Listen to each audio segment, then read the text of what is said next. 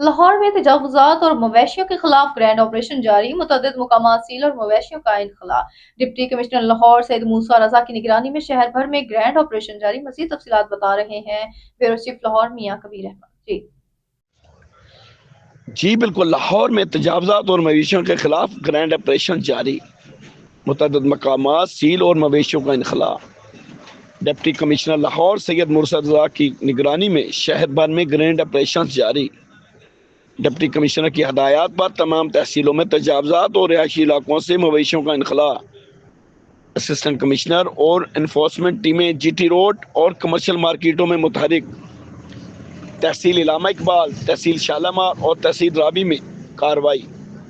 سڑکوں سے 8 ریڑیاں ضبط۔ تحصیل واگا میں لکھن شریف تا J C P Wagah G T road clear. کلنٹن مارکیٹ میں لائشیں ابالنے پر دکانیں سیل، سامان ضبط کر لیا گیا۔ جوہر ٹاؤن شمسانی روڈ سے مویشیوں کا انخلا، رہائشیوں نے از خود منتقلی شروع کر دی۔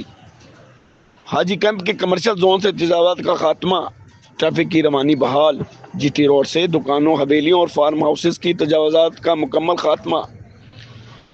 سید موسیٰ رضا نے ہدایت کی ہے کہ شہر کے اہم شاہراہوں اور جی ٹی روڈ کو ہر قسم کی تجاوزات سے پاک رکھیں۔ رہائشی علاقوں میں مویشیوں کی موجودگی ہرگز برداشت نہیں، فوری انخلا یقینی بنائیں۔ ماحولیاتی آلودگی کا باعث بننے والے کمرشل یونٹس اور دکانیں فوری سیل کریں۔